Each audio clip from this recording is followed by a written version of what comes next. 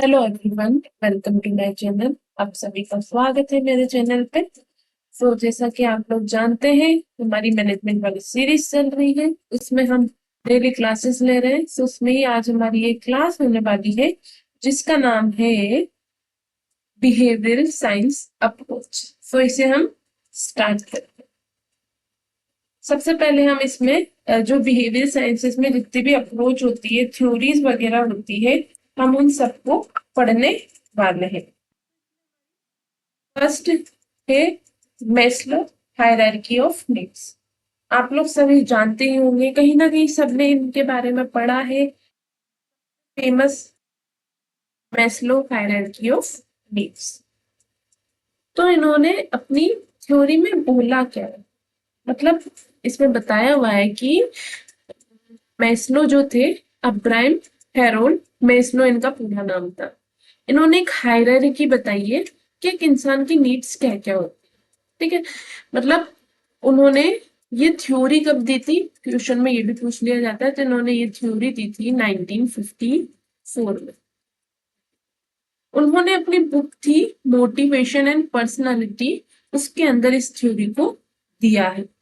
इन्होंने इसमें ये बताया है कि मतलब एक ह्यूमन की नीड होती है, ह्यूमंस की कुछ नीड होती है जो कि अरेंज्ड होती है एक हायरार्की में।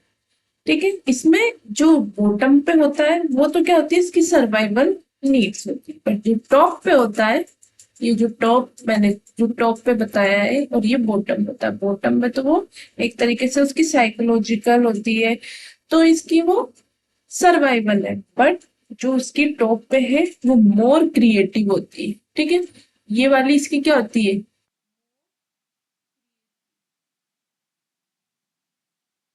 क्रिएटिव, साथ में सेल्फ एक्चुअलाइजेशन की बात करता है। ठीक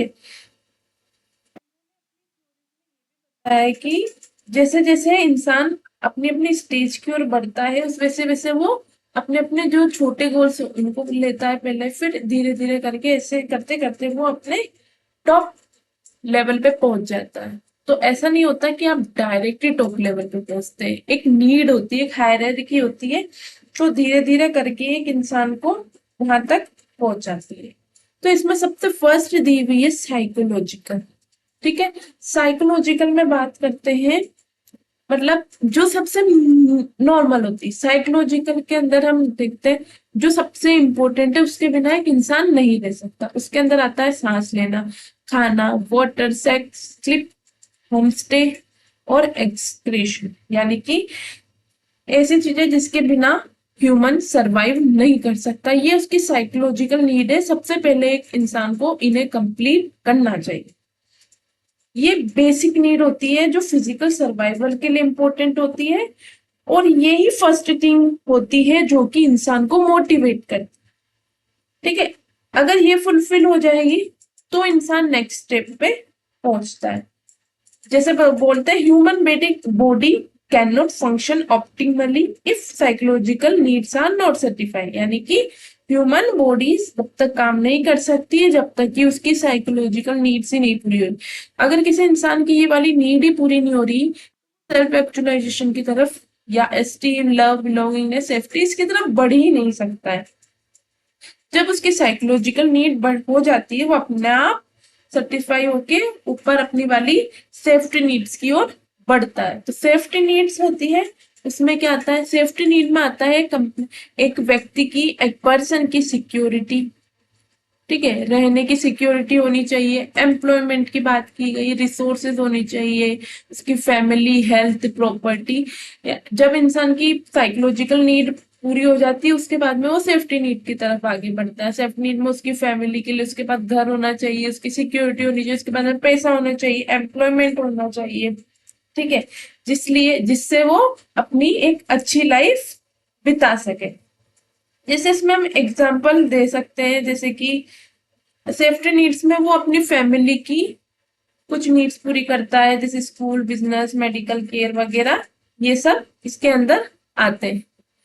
थर्ड वो बढ़ता है लव, बिलोंगिंगनेस की ओर, यानी कि अगर इंसान के पास नॉर्मल उसकी बेसिक नीड्स कंप्लीट हो रही है, उसके बाद में उसके पास सेफ्टी भी आ गई, तो अब वो क्या सोचेगा कि अपना घर बसाए बच्चे हों, तो लव बिलोंगिंगनेस की बात की गई है। फ्रेंडशिप हो, फैमिली हो, सेक्सुअल इंटीमेसी हो, इन सब के बारे में यहाँ पे बात की गई है। इंसान के जीवन में जरूरी नहीं होता कि वो बेसिक चीजें ही हो, उसके पास में पर्सनल रिलेशनशिप, इंटरपर्सनल रिलेशनशिप बहुत ही इम्पोर्टेंट होती है। ठीक है, ये पार्ट होता है एक लाइफ का, और हर इंसान के जीवन में ये पार्ट आना ही चाहिए, और हम देखते हैं ये पार्ट आता ही है। अगर ये तीनों चीजें कंप्लीट हो जाती है तो फिर वो एस्टीम की तरफ भागता है, एस्टीम की ओर। यानी कि इसमें क्या आता है, self esteem, confidence, achievement, respect of other, respect by other. जब उसने खुद का सोच लिया वो एस्टीम की ओर बढ़ेगा। यानी कि फोर्थ लेवल होता है जिसमें ये बात की जाती है कि एस्टीम फॉर वन सेल्फ। ठीक है, यानी कि डिग्निटी, अचीवमेंट होनी चाहिए, इंडिपेंडेंस होनी चाहिए, और रेस्पेक्ट फ्रॉम अदर से भी होना चाहिए। यानी कि मेरा कुछ स्टेटस होना चाहिए, प्रेस्टीज होनी चाहिए। ठीक है, ये धीरे धीरे करके इसकी नीड बढ़ती जा रही है। इसकी एक होता ना कि अब घर भी हो गया, पैसा वगैरह भी हो गया, शादी वगैरह भी हो गई, अब मुझे चाहिए कब पैसा कमाना है, मुझे रेस्पेक्ट चाहिए, दूसरों को भी रेस्पेक्ट देनी है, तो ये आ जाता है सेल्फ, सॉरी, ओनली स्टीम में। फिर ये फोर्थ लेवल होने के बाद में सबसे टॉप है सेल्फ एक्चुअलाइजेशन। इसमें क्या आता है, मोरलिटी आती है, क्रिएटिविटी आती है, प्रॉब्लम सॉल्विंग आएगा, लैक ऑफ प्रीजुडिस आएगा, एक्सेप्टेंस ऑफ फैक्ट्स आएगा। यानी कि इसमें क्या होता है, सेल्फ फुलफिलमेंट की बात होती है, यहाँ पे पर्सनल ग्रोथ की बात होती है, और यहाँ पे एक्सपीरियंस पीक पे होता है। इसमें क्या बताया गया है कि एक व्यक्ति everything that one can, and to become everything one is capable of becoming. मतलब इसमें एक व्यक्ति को बिल्कुल कैपेबल होने के लिए क्या क्या चाहिए वो सब कुछ बताया गया है। सेल्फ एक्चुअलाइजेशन यहाँ पे बताया गया, a person motivation to reach his or her full potential as shown in Maslow's hierarchy of needs, a person's basic need must be met before self actualization can be achieved। यानी कि self actualisation को achieve करने से पहले इंसान को अपनी बाकी की नीड्स को भी ध्यान में रखना चाहिए, जो कि है psychological safety, love belongingness, esteem and self actualization. इसका सीक्वेंस पूछ लिया जाता है, इसलिए बात हम ये कर रहे हैं। ये जो दोनों है इनको ऐसे डिवाइड भी किया जाता है। ये बेसिक नीड होती है एक इंसान की, बेसिक नीड। बाकी की दो होती है एस्टीम और बिलोंगिंगनेस वाली, ये होती है साइकोलॉजिकल नीड्स, साइकोलॉजिकल।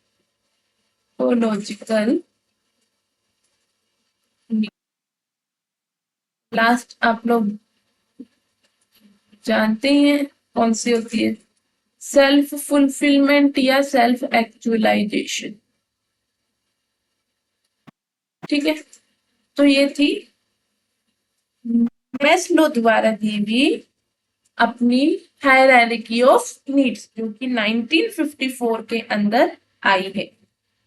अब हम सेकंड थ्योरी पढ़ेंगे, उसका नाम है हर्ट्जबर्ग टू फैक्टर थ्योरी। इन्होंने टू फैक्टर पे बात की है। फर्स्ट होता है मोटिवेशन, सेकंड होता है हायर। इन्होंने अपने इन फैक्टर्स के थ्रू ये बताया है कि कुछ फैक्टर्स होते हैं जो कि इंसान को, जो एक इंसान की जॉब को सेटिस्फाई भी करते हैं और डिससेटिस्फाई भी करते हैं। जैसे कि उन्होंने बताया है हाइजीन फैक्टर के बारे में।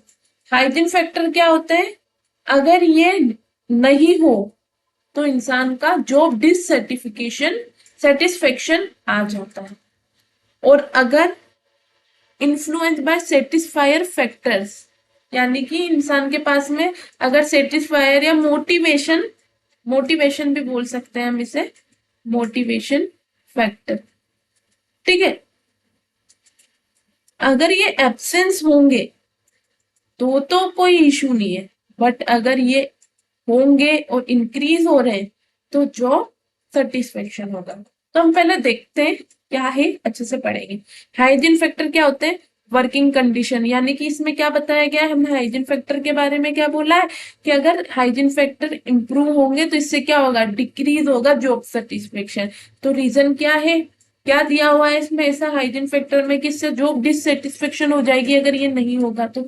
यानी कि वर्किंग कंडीशन, अगर एक एम्प्लॉय की वर्किंग कंडीशन ही अच्छी नहीं है, उसको एक अच्छा इन्वायरमेंट ही नहीं मिल रहा है, तो वो जॉब में अच्छे से काम नहीं करेगा और उसको डिससेटिस्फेक्शन होगा। को वर्कर रिलेशन, साथ में काम करने वालों के साथ में उसका रिलेशन अच्छा नहीं है, बॉन्डिंग नहीं बन पा रही है, तब भी एक व्यक्ति अच्छे से काम नहीं कर सकता। Policies and rules, policies and rule इतनी स्ट्रिक्ट है, एम्प्लॉय के प्रति है ही नहीं कोई रूल, तो भी डिससेटिस्फेक्शन आता है। सुपरवाइजर क्वालिटी, सुपरवाइजर में भी अच्छी क्वालिटीज होनी चाहिए। और सबसे मेन इंपॉर्टेंट होता है बेस वेज एंड सैलरी, अगर उसकी वेजेस उसकी सैलरी अच्छी नहीं होगी तो एक एम्प्लॉय वर्क नहीं कर सकता है एक ऑर्गेनाइजेशन में, और जिससे जो डिससेटिस्फेक्शन आता है। और यहाँ पे बात करते हैं सेटिस्फायर है मोटिवेशन फैक्टर्स की, जो कि जॉब सेटिस्फेक्शन लेके आते हैं अगर ये होते हैं तो इसमें क्या दिया हुआ है, वो क्या होते हैं फैक्टर्स? अचीवमेंट, ऑफ कोर्स अगर कोई एम्प्लॉय अपने वर्क को अचीव कर पा रहा है तो उसकी प्रमोशन होगा, उसको और अच्छा वर्क मिलेगा, उसकी सैलरीज वगैरह बढ़ेगी, तो उससे क्या होगा, वो सेटिस्फाई होगा। रिकॉग्निशन से उसको रेस्पॉन्सिबिलिटी मिलेगी अच्छी, तो वो अच्छे से वर्क करेगा, इससे वो सेटिस्फाइड होगा कि हाँ मुझे अच्छा वर्क दिया जा रहा है, मेरी एक अच्छी रेस्पॉन्सिबिलिटी बनती है, मेरा एक ऑर्गेनाइजेशन में इम्पोर्टेंट रोल है। वर्क इटसेल्फ, अगर उसे खुद से काम करने को दिया जाएगा तो भी वो मोटिवेटेड होगा। इसके बाद में एडवांसमेंट वाली बात, पर्सनल ग्रोथ, पर्सनल ग्रोथ होगी तो भी जॉब सेटिस्फाइड होगा। तो इन दो फैक्टर्स में क्या बताया है कि improving satisfier factor increase job satisfaction, ठीक है।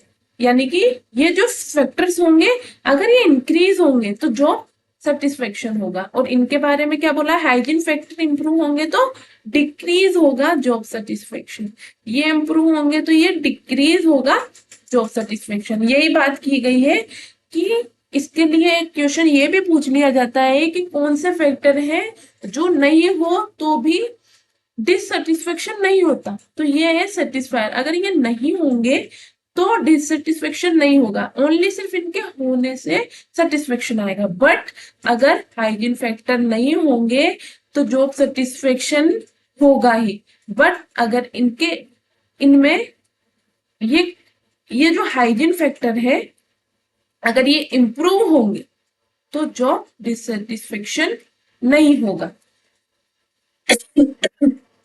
समझ रहे हैं ये बात? और डिक्रीज होगा। इंप्रूव करेंगे सेटिस्फायर तो जॉब सेटिस्फेक्शन इंक्रीज होगी, इंप्रूव करेंगे हाइजीन फैक्टर तो जॉब सेटिस्फेक्शन डिक्रीज होगा। क्रॉस अपोजिट चलता है, ध्यान रखिएगा फैक्टर्स के अंदर से क्वेश्चन पूछ लिया जाता है। तो ये था हमारा टू फैक्टर हर्जबर्ग का, हर्जबर्ग टू फैक्टर थ्योरी। अब हमारी नेक्स्ट थ्योरी आती है। हमारी नेक्स्ट थ्योरी किस पर बात कर रही है? मैकग्रेगर, ये जी है मैकग्रेगर। ओके, हमारी नेक्स्ट थ्योरी बात करती है McGregor theory X and theory Y.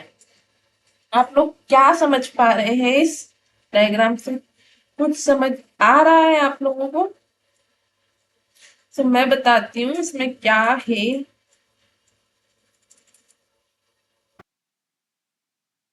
इसमें ये बात कर रहा है कि थ्योरी एक्स और थ्योरी वाई। जो एक्स होता है वो होता है बिल्कुल ढीला, ढीला इन द सेंस कि नहीं है, और वाई होता है एक्टिव।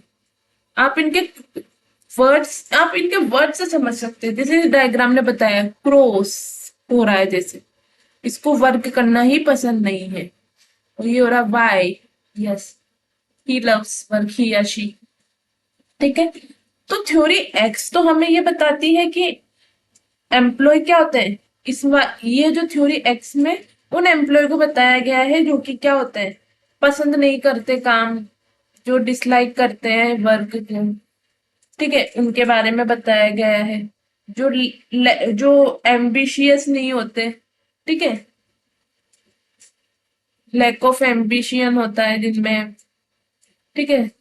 और इसके बाद में ये बताता है कि जो अवॉइड करते हैं रेस्पॉन्सिबिलिटीज को, उन सब के बारे में इसमें बताया गया। एक तरीके से ये लोग लेजी होते, एक्स, इनके आप डायग्राम से भी समझ सकते हैं और ये वर्ड से भी समझ सकते हैं। प्रो नहीं, मुझे कुछ वर्क नहीं करना है। इसी के साथ में थ्योरी वाई का हमें बताया है। थ्योरी वाई के बारे में बताया है, इनको क्या होता है, वर्क अच्छा लगता है, वर्क करना इन्हें पसंद है, इनको रेस्पॉन्सिबिलिटीज लेना इन्हें बहुत पसंद होता है कि हाँ हमें काम मिले, हम एम्प्लॉय के लिए कुछ वर्क करना चाहते हैं।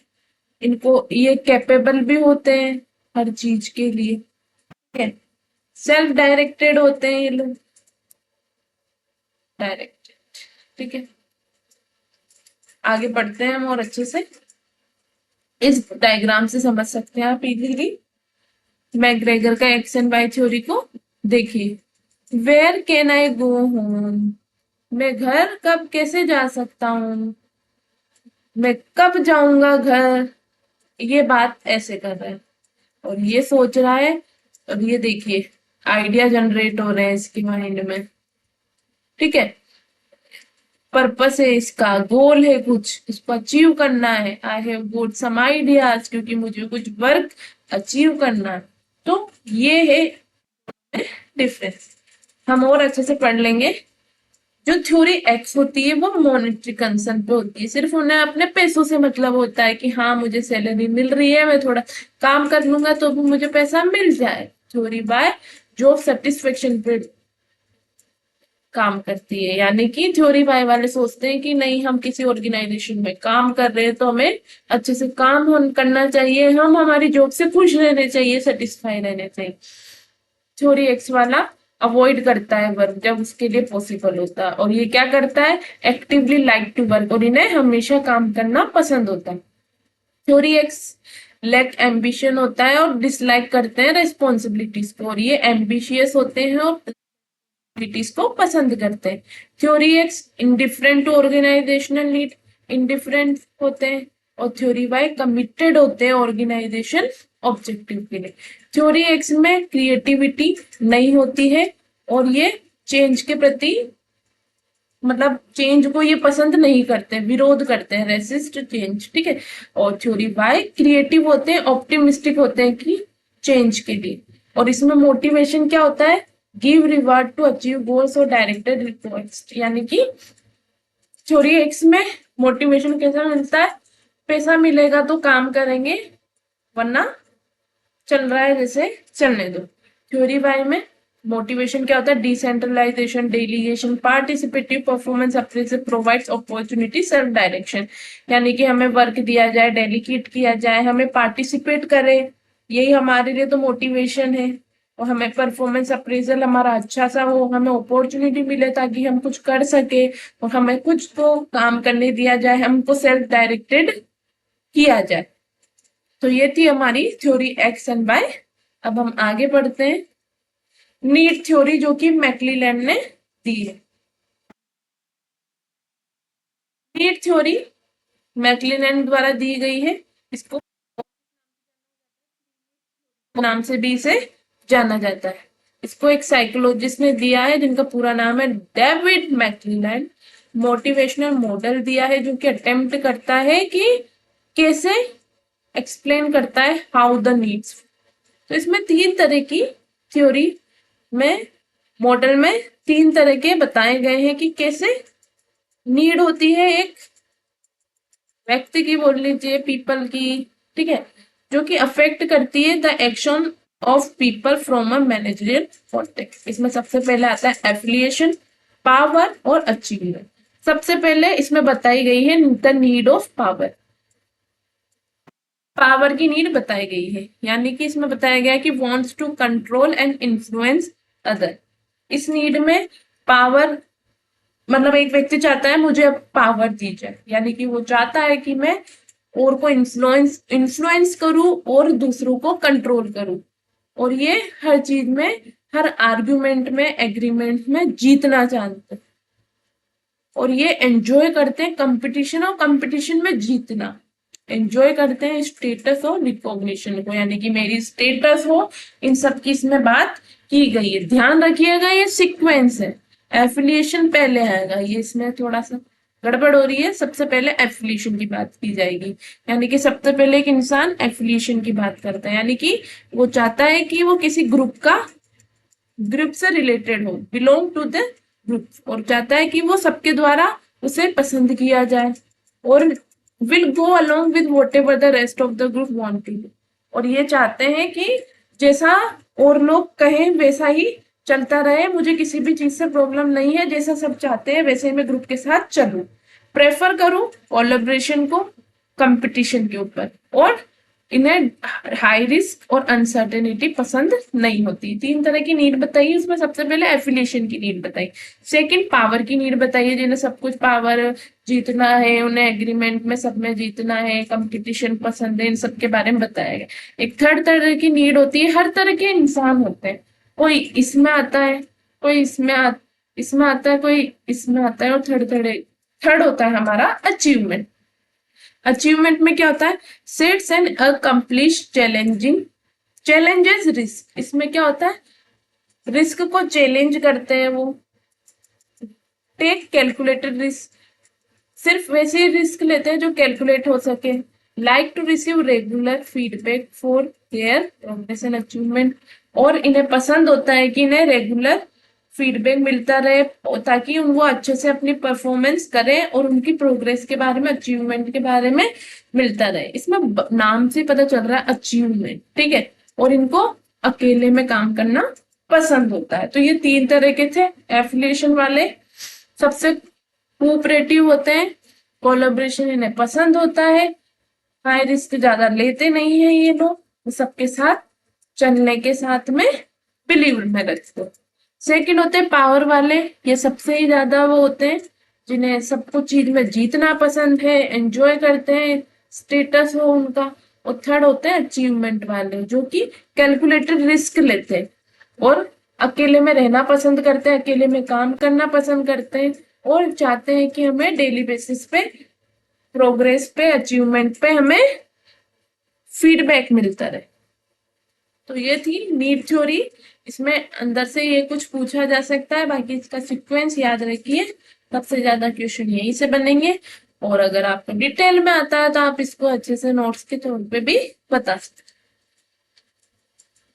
हमारा लास्ट आता है बिहेवियरल अप्रोच का, रेंसिस लिकर्ट का। रेंसिस लिकर्ट ने कब दिया था, ये 1960 में दिया था, और इनके 4 सिस्टम ऑफ मैनेजमेंट के बारे में बताया। इन्होंने एक न्यू डायमेंशन के बारे में बताया, जो कि ऑर्गेनाइजेशन डेवलपमेंट के लिए इंपॉर्टेंट होती है। ऑर्गेनाइजेशन डेवलपमेंट की थ्योरी बताई। The Likert system made it possible to quantify the result of all the work various theorist had been doing with group dynamics। यानी कि इन्होंने किस बारे में बात की है, इन्होंने बताया कि made it possible to quantify, इन्होंने पॉसिबल बनाया है कि हम क्वांटिफाई कर सके रिजल्ट को, सब वर्कर के रिजल्ट को, किसके through, various theory had been doing with group dynamics. Easily मैं बताऊंगी क्या बोला है इन्होंने।